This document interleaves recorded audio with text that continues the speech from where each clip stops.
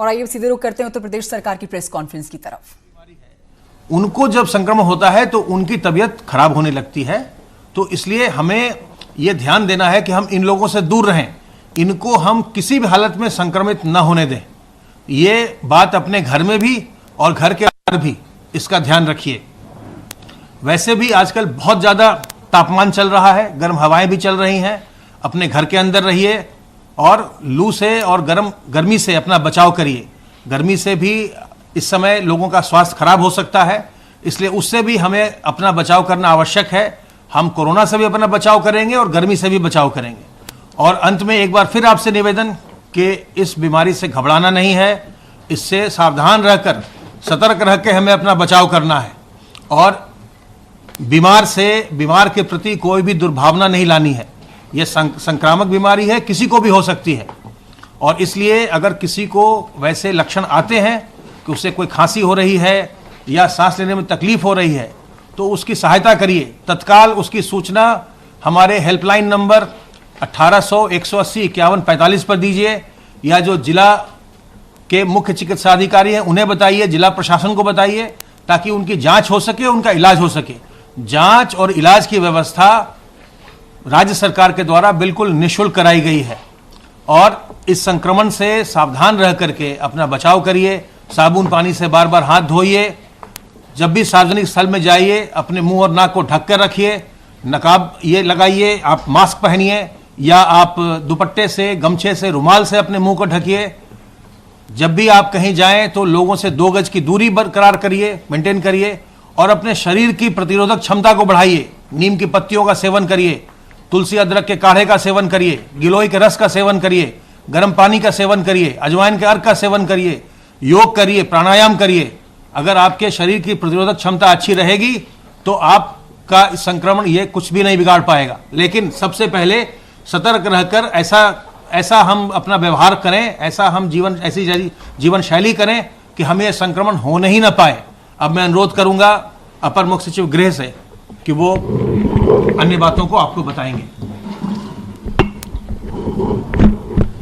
माननीय मुख्यमंत्री जी ने आज बैठक चालू करने से पहले लोहिया अस्पताल की इमरजेंसी को चेक किया। माननीय मुख्यमंत्री जी के साथ स्वयं चिकित्सा शिक्षा मंत्री जी और वित्त मंत्री जी श्री सुरेश खन्ना साहब भी गए थे। सर ने खुद ही एक एक चीज़ को वहाँ देखा।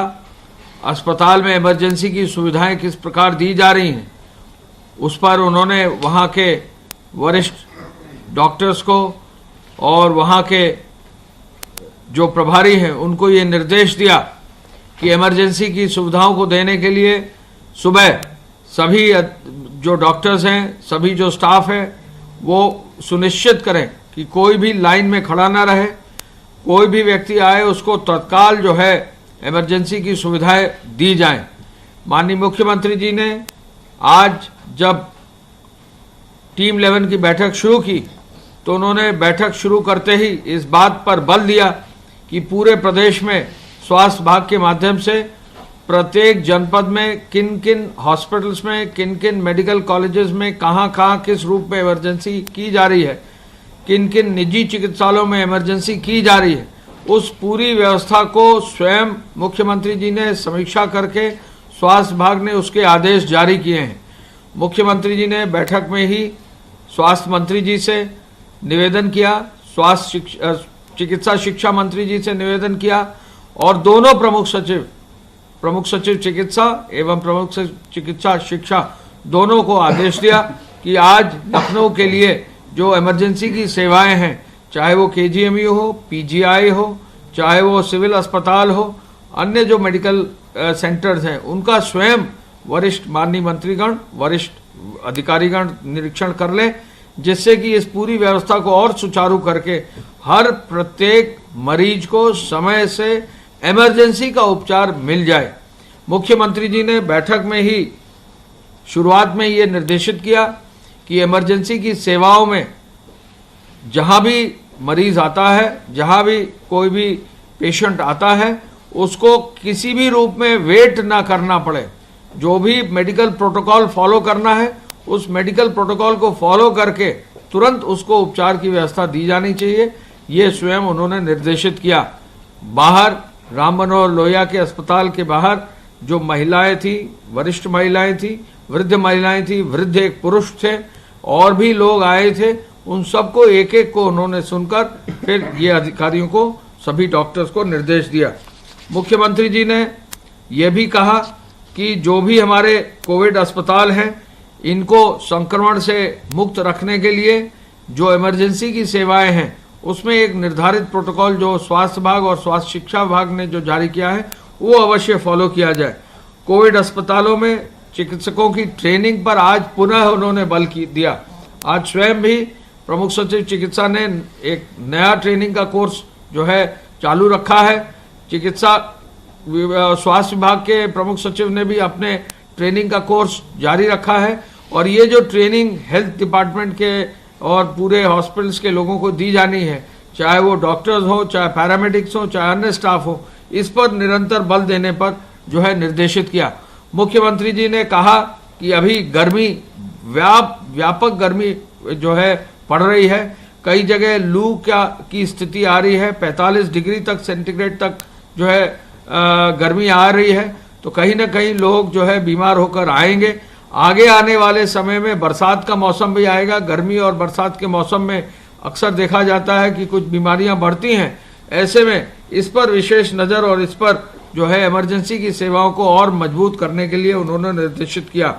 उन्होंने ये भी कहा कि लॉकडाउन को सफल करने के लिए चीफ सेक्रेटरी साहब और डीजीपी साहब, सभी वरिष्ठ पुलिस अधिकारी और वरिष्ठ प्रशासनिक अधिकारियों से एक एक अधिकारी से उनको जो है बात करके उनको निर्देश दें कि जो लॉकडाउन अब 4 में कार्रवाई चल रही है, दुकानें खुल रही हैं, व्हीकल्स का मूवमेंट हो रहा है, और भी अन्य जो एक्टिविटीज़ हुई हैं, उसमें सोशल डिस्टेंसिंग का पालन जरूर हो। अभी एयरक्राफ्ट भी शुरू हो गए हैं, बहुत सारे जहाज जो है लखनऊ भी आ रहे हैं, बहुत सारे जहाज दिल्ली आ रहे हैं, और वहाँ से भी बहुत सारे यात्री नोएडा और गाजियाबाद एनसीआर क्षेत्र में भी आ रहे हैं। इस पर भी विशेष रूप से नज़र रख के ये देखते हुए कि सोशल डिस्टेंसिंग का पालन हो, ये निर्देश उन्होंने दिए। श्रमिकों की, कामगारों की स्क्रीनिंग के लिए क्वारंटाइन सेंटर्स पे सुरक्षा व्यवस्था और मजबूत करने का भी आज उन्होंने निर्देशित किया। डीजीपी साहब को ये कहा है कि हर क्वारंटाइन सेंटर में सुरक्षा व्यवस्था ऐसी रहनी चाहिए कि किसी भी क्वारंटाइन सेंटर में कोई भी किसी तरह की कठिनाई ना आए। मुख्यमंत्री जी ने खाद्यान्न किट को बांटने के लिए विशेष रूप से पुनः बल दिया है। भरण पोषण भत्ता 1000 रुपये देने पर बल दिया है, और आज स्किल मैपिंग पर विशेष उन्होंने आज डिस्कशन किया है, और कोशिश ये की जा रही है कि हमारे प्रदेश में जो विभिन्न स्किल्स के जो श्रमिक आए हैं, कामगार आए हैं, पेंटर है, कारपेंटर हैं, इलेक्ट्रिशियन है, वेल्डर्स हैं, अन्य जो है कार्य में जो माहिर लोग हैं, उनको मशीन टूल्स को काम करने वाले लोग आए हैं, डेटा एंट्री ऑपरेटर्स आए हैं, ऐसे लोगों को इंडस्ट्री से मिलाया जाए।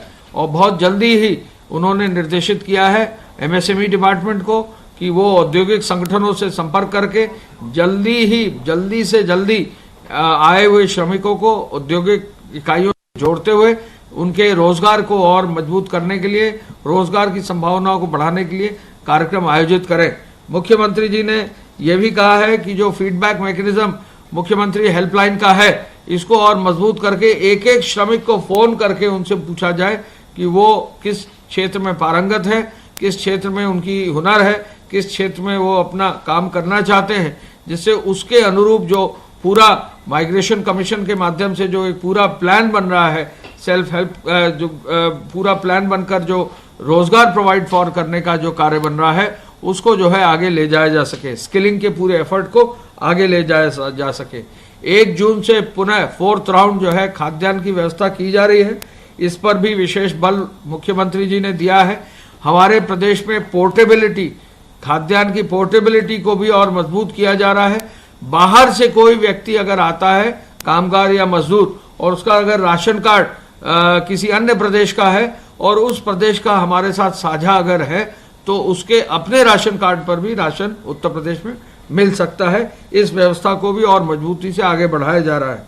माननीय मुख्यमंत्री जी ने यह भी कहा है कि यदि किसी का राशन कार्ड नहीं है, तुरंत बनवाया जाए, और अब तक जो है कई लाख राशन कार्ड जो है बनाए गए हैं। एपीसी साहब उसको स्वयं दिखवा रहे हैं। 1 lakh bed L1, L2, L3 Covid bed के लिए उन्होंने ये भी निर्देश दिया है कि कोशिश की जाए कि जो नए अस्पताल अब बनाए जा रहे हैं उनमें कम से कम 100 बेड हों। छोटे अस्पतालों में उसकी व्यवस्था बनाने में कठिनाई होती है, तो मिनिमम 100 बेड्स का अस्पताल हो, ये भी निर्देश उन्होंने दिया है। उन्होंने आज ये भी निर्देश दिया है कि पुलिस, फायर सर्विस, जीआरपी, इन सबको भी जो है किसी न किसी रूप में संक्रमण से बचाया जाए। जीआरपी का कुछ अभी 1 या 2 या 3 सिपाहियों की जो है बात आई है लखनऊ में, तो ऐसे सिपाहियों का तुरंत ट्रीटमेंट करने का उन्होंने निर्देश दिया है। उनकी जो व्यक्तिगत सुरक्षा है, जो उनको संक्रमण से बचने के लिए इक्विपमेंट देने हैं, उसका भी जो है और मजबूती से देने का निर्देश दिया है। और ये कोशिश करने का निर्देश दिया है कि जो भी जीआरपी और अन्य क्षेत्रों में सिपाही लगाए गए हैं रोटेशन में लगाए जाएं, जिससे कि इन्फेक्शन का जो है संभावना न रहे। मेडिकल इन्फेक्शन को बचने के लिए निर्देश उन्होंने पुनः आज दिए हैं। और गेहूं खरीद के लिए भी मूल्य समर्थन में मजबूती से कार्य करने का भी उन्होंने निर्देश आज दिया है। आज जो है इस समय तक अब तक जो ट्रेनों की आने की सूचना है, लगभग 1335 ट्रेनें जो है 1337 ट्रेनें करीब आ चुकी हैं। 1337 ट्रेनों के साथ साथ आज करीब 30-35 ट्रेनें आज दिन में आ गई हैं और लगभग 104 ट्रेनें और आएंगी। और साथ साथ अब तक हम लोग 1511 ट्रेनों के लिए व्यवस्था कर चुके हैं, जिसमें से 1337 आ चुकी है। आज जो है 30 या 35 ट्रेनें और आ रही हैं और 176 ट्रेनें अगले 1 या 2 दिन में और आ जाएंगी। गोरखपुर ऐसा जनपद है जो पहला जनपद है जिस पूरे देश में 200 से अधिक ट्रेन जहां एक स्टेशन पर आई होंगी। प्राप्त करने वाले जनपदों में जो है गोरखपुर 219 ट्रेन के साथ 2,77,000 लोगों को आज तक रिसीव कर चुका है, सुरक्षित घर पहुंचा चुका है। ऐसे में गोरखपुर के साथ साथ लखनऊ में आज तक 89 ट्रेन आ चुकी हैं और जौनपुर जैसे जनपद में भी जो है 99 ट्रेन आ चुकी हैं। बलिया में 64, प्रयागराज में 58, प्रतापगढ़ में 65, रायबरेली में 20, वाराणसी में 89, मऊ में 44, गाजीपुर में 31, सुल्तानपुर में 23, हरदोई में 18, आजमगढ़ में 33, अयोध्या में 33, गोंडा में 63, अंबेडकर नगर में 21, बस्ती में 67 और इसके साथ साथ देवरिया में 88 ट्रेनें आई हैं। कुल मिलाकर 1337 ट्रेनें आई हैं और इस आधार पर सबसे बड़ी संख्या में लोग उत्तर प्रदेश में आए हैं। गुजरात से अब तक 474 ट्रेनें आ चुकी हैं। महाराष्ट्र से आज तक 297 ट्रेनें आ चुकी हैं। पंजाब से आज तक 216 ट्रेनें आ चुकी हैं। तेलंगाना से 23 ट्रेनें, कर्नाटक से 52, केरल से 11 ट्रेनें आ चुकी हैं, आंध्र से 10, तमिलनाडु से 26 ट्रेनें आ चुकी हैं, मध्य प्रदेश से 2, राजस्थान से 34, गोवा से 17, दिल्ली से अब 89 ट्रेन आ गई हैं। और दिल्ली से भी अपील की जा रही, जो भी लोग दिल्ली में हैं कि वो तुरंत आज कल परसों में ट्रेनों का जो है सहारा लें। ट्रेन काफ़ी मात्रा में अवेलेबल हैं रेलवे स्टेशन पे। लोग जरूर अवश्य जो है रेलवे का ट्रेन का सहारा लेकर घर आना अगर उनका है तो निश्चित रूप से वो जरूर आए। छत्तीसगढ़ से 1, पश्चिम बंगाल से भी ट्रेनें आना शुरू हो गई हैं। उड़ीसा से 1, त्रिपुरा से 1, हिमाचल से 1 और असम से भी 2 ट्रेनें जो है हमारे प्रदेश में आई हैं। आने वाले लोगों की संख्या में अगर हम देखें तो बहुत भारी संख्या में लोग एक एक जनपद में आ रहे हैं और सबसे अधिक संख्या सिद्धार्थनगर जिले में 1,47,000 लोग 26 तारीख तक आ चुके थे, यानी कल तक जो है 12 बजे तक आ चुके थे। महाराजगंज जैसे जिले में 1,03,786 लोग आ चुके थे और इसी तरह से सहारनपुर जैसे जनपद में 68,000 लोग आए हैं। सीतापुर जैसे जनपद में 50,000, सुल्तानपुर में 51,000, इसके साथ साथ जौनपुर में 61,000, हरदोई में 58,000, गोंडा में 83,000 लोग आए हैं एक ही जिले में और बस्ती में 72,000 लोग आए हैं। बलरामपुर में 70,000 लोग आए हैं। बहराइच में 94,000, आजमगढ़ में 68,000, अयोध्या में 48,000 और अंबेडकर नगर में 52,000।